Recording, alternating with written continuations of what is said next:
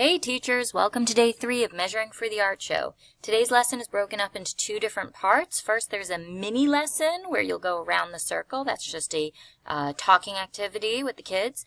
And then you're going to do a group activity called Making Blueprints. Today, you are going to need, on top of the chart from yesterday where you recorded all of the measurements, the final answers you all agreed upon, you're also going to need your string of 100 cubes in 2 colors, alternating in groups of 5 cubes. So you'll need 50 of one color and 50 of another. You will have to prepare this in advance and string them together so that they can stay together while being hung up on your board.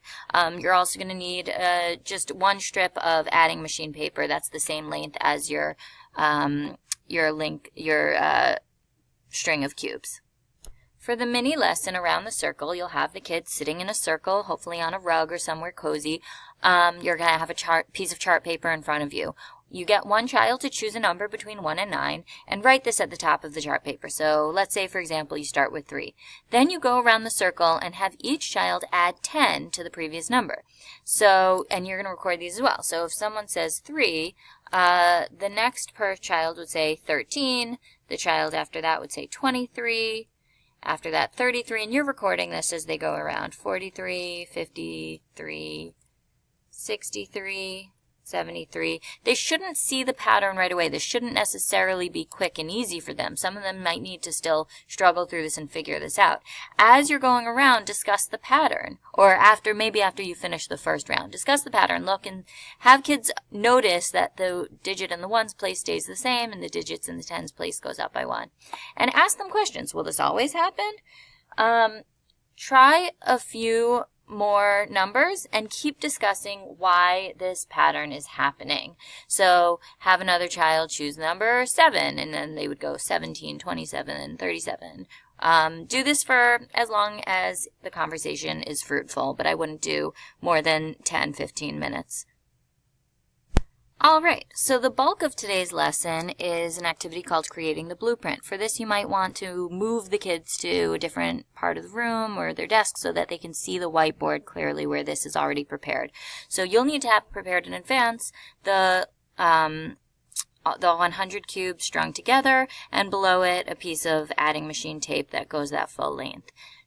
Note that the cube should be high so that even when a kid comes up to the board, they're not encouraged to count by ones, that they need to visually group them together in the 5s. That's what we're pushing them towards, is using 5s and 10s as a landmark.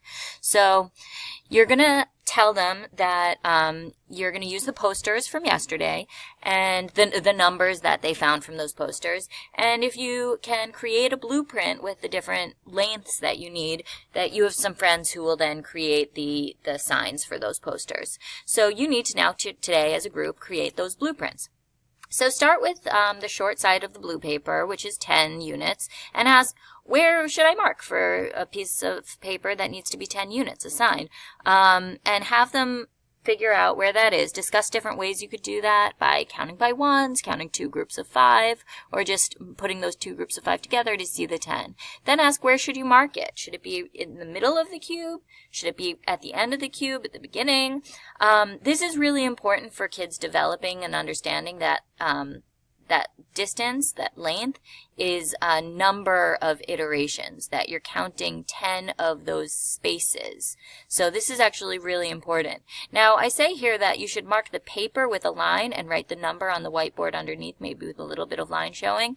It's not really important today because this isn't going to become that, but eventually this activity will lead to, if you remove the cubes, and you remove even the strip, this will become the basis for our open number line when we just have those numbers spaced out in order. Once you establish how this is going to go ahead and mark all of the other numbers on the board. Go through the other dimension of the blue one, then the numbers for the purple, and etc. So you should, that is the bulk of the activity today, is looking at those numbers, finding where they go on the board, encouraging conversation about using the 5 and the 10 structures to decide where the numbers go.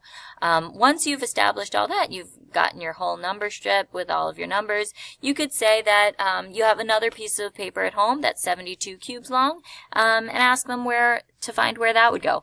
In the case that you have extra time, you can totally create more numbers and keep this activity going a little bit longer. But this whole lesson is just kids sitting and having conversation, not really interacting themselves, although they should be getting up and coming to the board for this. So if you finish early and you want to have them do something more active, that's cool too. And that's day 3.